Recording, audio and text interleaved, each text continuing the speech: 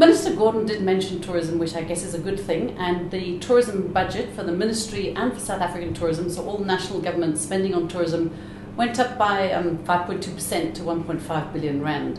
And it's roughly been going up by those sort of numbers in the last few years, 6%, 5 point something percent.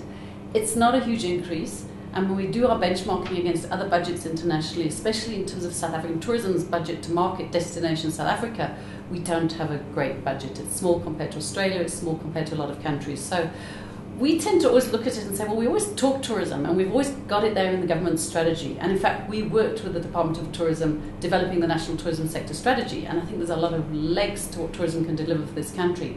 But really and truly, government doesn't put the money where its mouth is. They don't really put the emphasis on the tourism industry. So we heard a lot more, we perceive, about manufacturing in the budget. We heard a lot about, for instance, economic zones. Now, economic zones are designed to either attract businesses that can export or attract imports in some way to stimulate the export side of the economy. Tourism, in terms of foreign visitors, is the equivalent of an export. We could do with economic zones for tourism. Let's create a little resort area on the warm Natal coast somewhere and put in massive amounts of hotel infrastructure and put in the support for international airlines and charters to come through, and we can have the equivalent of an economic zone to develop tourism. It's, creative thinking in a way, but why not, if we can have economic zones for other export manufacturers, why not economic zones for the exporting of tourism as a service? It brings in a lot of foreign exchange.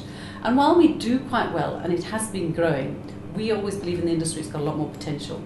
Minister van Schalkwyk himself is today and tomorrow, in fact, at a local government conference, and his opening speech on the local government conference is, at a local government level in South Africa, we don't put enough infrastructure, resources and spending into tourism. It's a neglected budget item in the metropolitan municipalities, the district municipalities. So if we think it's a little bit impoverished at national government level, we're even more impoverished down there at the local government level, and there really isn't, in most instances, there are a few exceptions, there's not really good budgets for tourism or good strategies for tourism, and certainly not good implementation of strategies for tourism. It's very sad, though, that the tourism programs that they've had in the National Department of Tourism over the recent years to grow jobs have actually shown overall a decline in the number of jobs. So they've been growing the number of jobs slower, if you like, than their targets were. So they haven't been meeting their targets, which is a little sad. And again, there's lots of things we can look at. The National Department has grown massively over the last few years, has got massive infrastructure, and they do a lot, but we do believe there's more that they could do.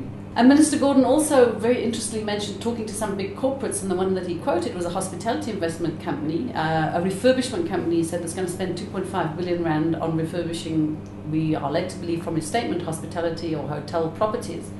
That is a massive amount of spending on hospitality or hotel infrastructure, and we'd be very interested to learn who that is. He said they had a pipeline of up to 3 billion rand of spend on refurbishing properties.